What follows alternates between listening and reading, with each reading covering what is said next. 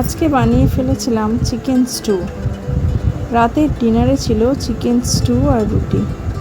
Chicken stew একদম ঝামেলাবিহীন একটা রান্না, খেতেও হয় অসাধারণ।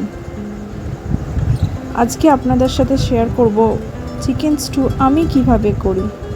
চিকেন স্টু তো আপনারা সবাই করেন আমি জানি, কিন্তু আজকে আমি শেয়ার করব যে চিকেন স্টু আমি কিভাবে করি। রুটি আর চিকেন স্টু দিয়ে আজকে ডিনার করলাম। প্রথমে চিকেনগুলো বাজার থেকে এনে ভালো করে ধুয়ে ফেলতে হবে। একদম পরিষ্কার করে চিকেনগুলোকে ধুয়ে ফেলতে হবে। চিকেনগুলো এইভাবে ধুয়ে ফেলে মোটামুটি একটু জলটাকে ঝরিয়ে নিতে হবে। বাজার থেকে এনে চিকেনগুলোকে ধুয়ে ফেলেছি। মিডিয়াম পিসে কাট হয়েছে চিকেনগুলোকে।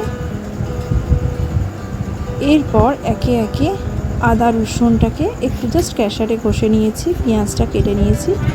স্যুপে আমি একটু বড় করেই পেঁয়াজ দিই, আর অল্প একটুখানি দিই বাটা পেঁয়াজ, না দিলেও চলে, সময় থাকলে দিই, আদারওয়াইজ দিই না। এরপরে প্রেশার কুকারের মধ্যে একে একে গোটা গোলমরিচ, জিরে আর তেজপাতা ফোড়ন দিয়ে নেবো। তারপর তাতে দিয়ে দেবো যে পেঁয়াজটা আমি বেটে রেখেছিলাম সেইটা, আর কিছুটা পেঁয়াজটা। এইভাবে অল্প নাড়াচাড়া করবো পেঁয়াজগুলোকে। এর মধ্যে দিয়ে দেবো আদা রসুন পেস্ট, দিয়ে আরেকটু নাড়াচাড়া করবো। সময় না থাকলে একদম একটু নাড়াচাড়া করে সমস্ত কিছু দিয়ে জল ঢেলে দিলেও হয়ে যাবে। আমার হাতে একটু সময় ছিল, তাই জন্য আমি এটা জাস্ট একটু ভালো করে নেড়ে নিলাম।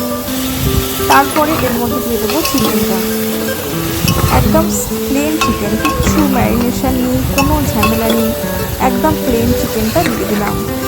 এর মধ্যে একটু গাজর আর আলু আমি কেটে নিয়েছিলাম লম্বা লম্বা করে, আর কিছু আনাজ ছিল না, এই দুটো আনাজ দিয়েই করলাম। গাজর আর আলুটাকে লম্বা লম্বা করে কেটে নিয়েছিলাম, এইভাবে লম্বা লম্বা করে কেটে নিয়েছি গাজর আর আলুটাকে। এইগুলোকেও সমস্ত কিছু প্রেসারের মধ্যে দিয়ে দেবো। এইবার আরেকটু নাড়তে থাকবো। গাজর, আলু, চিকেন আর যা যাবতীয় মশলা আগে দিয়েছি সেগুলোকে একটু নাড়তে থাকবো। এর মধ্যে একটু নুন, সামান্য একটু চিনি, একটু গোলমরিচের গুঁড়ো, এই সমস্তগুলো দিয়ে দেবো। এইভাবে নাড়তে নাড়তে মোটামুটি তারপরে একটু জল দিয়ে দেবো, একটু গরম জল আর একটু বাটার। ব্যাস, রান্না অলমোস্ট কমপ্লিট।